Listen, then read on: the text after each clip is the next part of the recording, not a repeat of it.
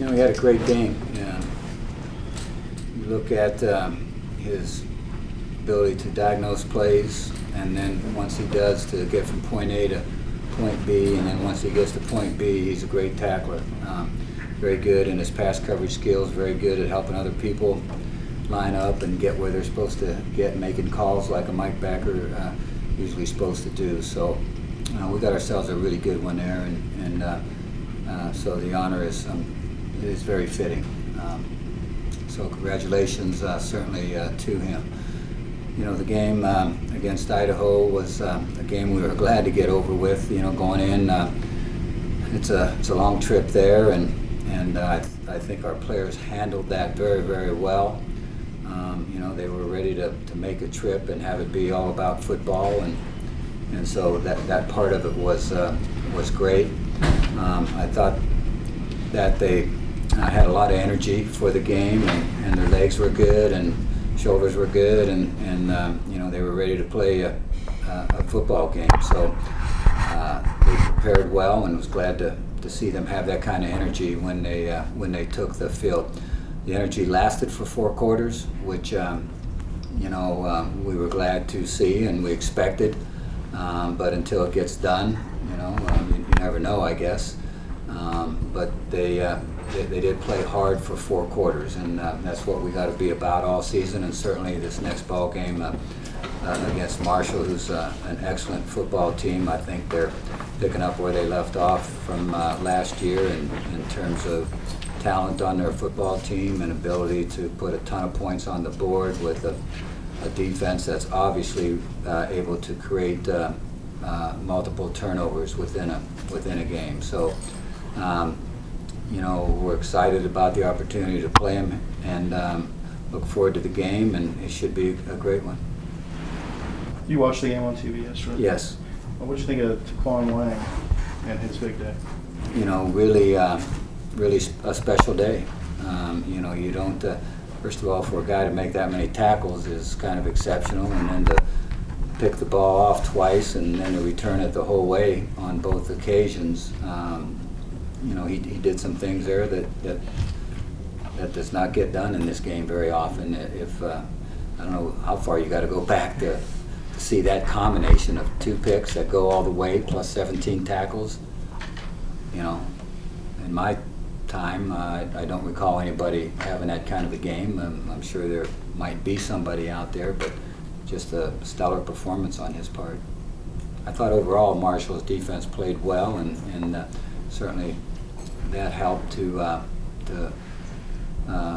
put some pressure on their quarterback and in terms of his throws, and so offensively. I think their completion percentage was something like 64 or so percent by their quarterback, but it was in the 60s, mid 60s somewhere, and it was a high completion rate, and he hit a lot of different receivers plus his running back, and so they've got a multi-dimensional offense where their quarterback showed the ability to keep the ball and run, which adds another dimension to what they're all about. It's one game that the impression is they reloaded, they're not rebuilding. They lost some great guys offensively, but with Birdsong and the talent they have at receiver, it's more of a reload than a rebuild. Yeah, and they got some guys that came in, have a defensive lineman or two that came into the program, and so it's not a rebuilding year for them in any stretch of the imagination. They're a very, very good football team.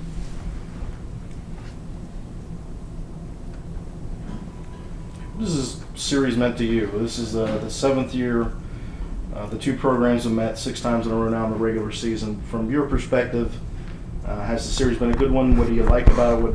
Is there anything you didn't like about playing these guys every year? It's the last time that the 2 programs are going to meet for a little bit. Just kind of wanted to know how you felt about the series in general. Yeah, it's been a very good series. In the 6th game, we're 3-3. So the matchup has been very solid, been very, very strong on both ends. I think there were 2 games, one where we won handily, last year where they won handily, and other than that, they were a hard-fought, close football game if my memory's correct. And so it's been a great series along those lines for our players. I'm sure it's been great for the fans.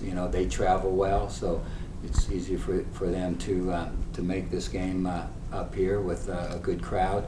It's easy for us to get down there with a good crowd. So all that is a plus in terms of playing one another. Last year's margin was, you mentioned both sides had one game where they won going away. Last year was their turn.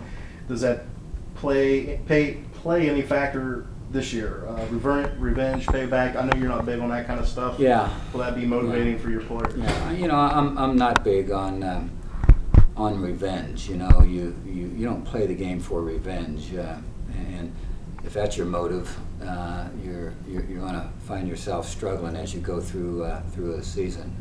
Hopefully, we don't have to revenge too much within a season. If you do, you're going to be revenged out, and nobody wants to have that happen to them. So, we'll prepare for it the way we normally prepare for a game, knowing that it is a special game in terms of a lot of things. Both teams are 1-0, so this one means a lot. It's a rivalry game, and both teams obviously know about the rivalry, and it does mean something to everybody associated with both programs. So the game means an awful lot. You don't have to look for ways to build the game up. It in itself, it builds itself up.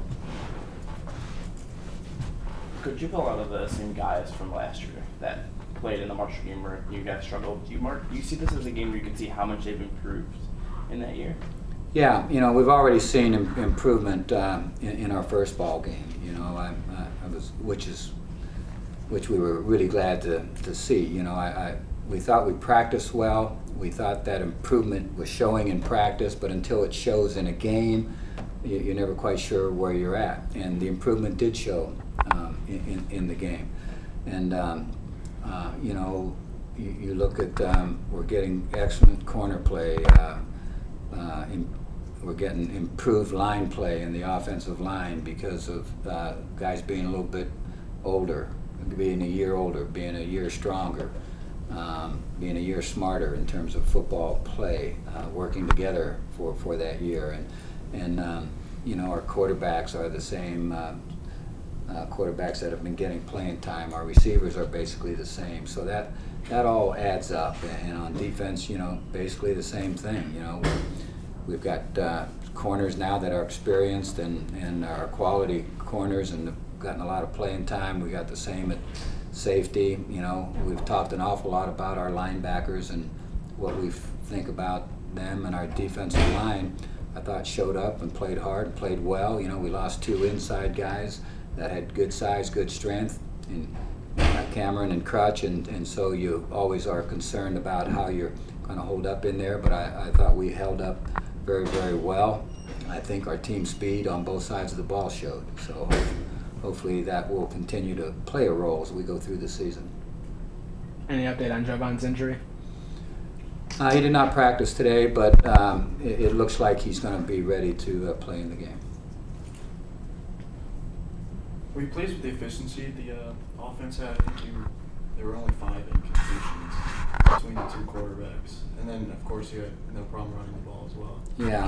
Yeah, we were pleased with the efficiency, certainly of the quarterbacks and the receivers. Their route running was good. There weren't drop balls. There was some really very fine catches. A lot of balls on the money. Not a lot because we didn't throw it a lot, but balls on the money and then some special catches along the way also. So that part of the game was really very good. The running part, as the game went on, developed into being very, very good, and it's kind of what we're after. We certainly want a good mixture of the run and passing game to be there. If you get, especially in the passing game, if you just get to where you're throwing 50 times a game, unless you're just so special, it can get you if you aren't able to establish any kind of a run and they lay their ears back and the pass rush is just coming and coming and coming, and they're not biting on any play action pass because you haven't shown the ability to run the ball. So play action pass is like a drop back pass, and you have trouble moving the ball then. And so if you have a combination, and especially are able to get the running game going, other things can fall into place. Are we going to see a similar split between all the running backs? Seems like you kind of just featured one every so often. Yeah, we're using a lot of them in different ways. Sometimes some of them as receivers.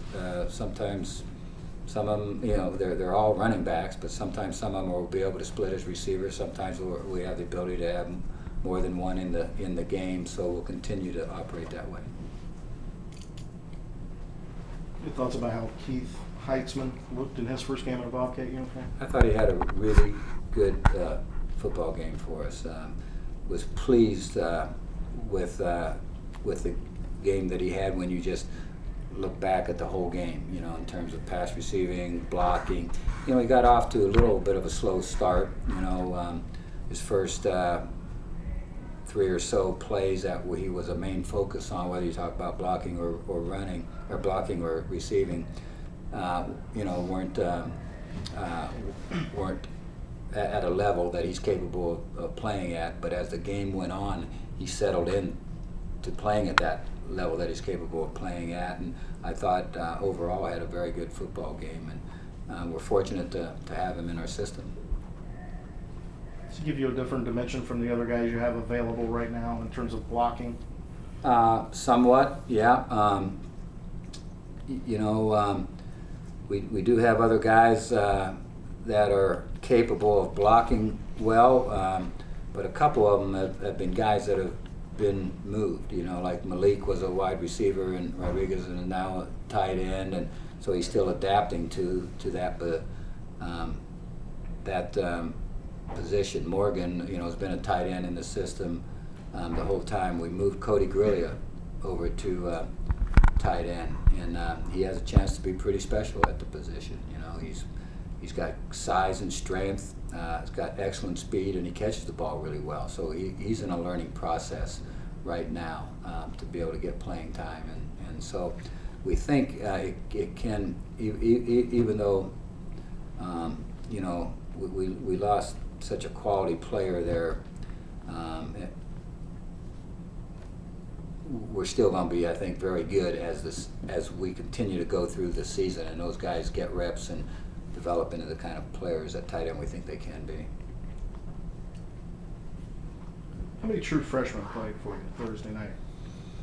I don't know, maybe 3, 3 or 4. Jake Hale, Crouch. Maybe 4.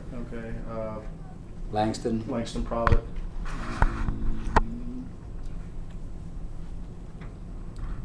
I didn't know if that's I something should you have guys... been prepared for that. But Right, I can follow up on that later. I just thought maybe you guys charted and had, wanted to make sure so-and-so didn't get in and that kind of thing. Well, we certainly know going in the possibilities of guys playing. Some of those guys are on special teams quite a bit, to where that made it an easier decision to play some of those guys, and could there be another guy or two as the season went along? That's a possibility. I think it's a very, very good class. You just don't want to throw a guy out there and where he just gets limited reps and have his year be spent in a manner that's not going to be good. But all those guys are capable of getting high reps as things go on. Do you think you'll have to rely on freshmen as much as you did last year, this year? No, we have more depth coming back, and so when that's the case, you generally don't have to rely on freshmen, but we have some that are very, very talented, and you just want to throw them in the mix. You didn't seem to go as deep into the offensive line as maybe some people thought in the opener. Was that just because you got a good group working together up front? Was there any particular reason? I think you only went 6 deep. That sounds about right. Yeah, it is right, and that's not necessarily the intent, but as the game went on, they were functioning very, very well together. We were being very productive on the ground, and they seemed to be holding up physically through the course of the game. You know, the long run, probably don't want to do that every game. You want to try to get other guys in and get them some reps and be able to spell during the game, and you know, and obviously holding up for what you hope is a 14-game season. It's very difficult if you're taking almost every snap in the offensive line. So, you know, we need to look at that, and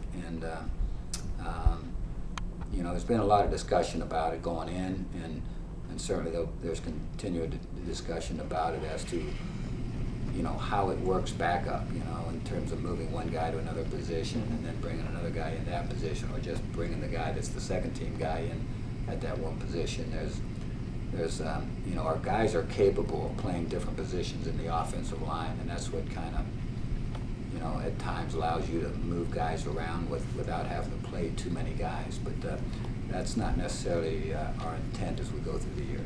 Your thoughts on Dad's throughout the season, both on the field and off the field? I know he's been injured the last 2 seasons, but now he's back, and you said he's the healthiest he's been since his freshman year.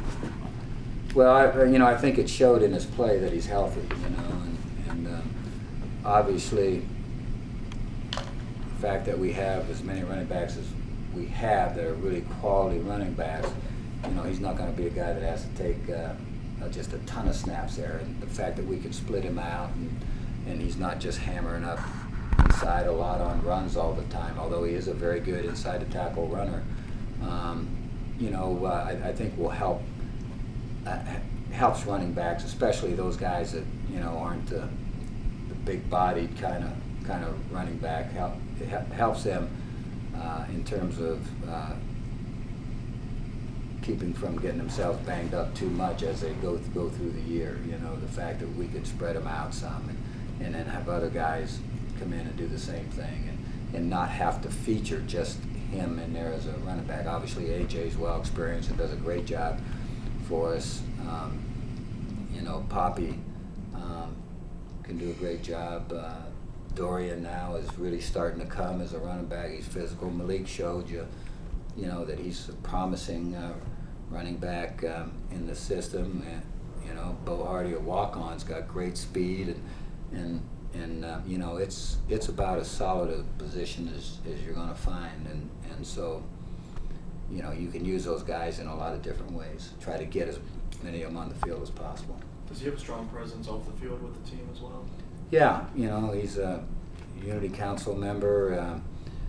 You know, he's very active on campus, and that shows to everybody as far as his teammates are concerned. And you know, he's a guy that does the right things, you know, and that's recognized by his teammates. So his leadership off the field has been outstanding.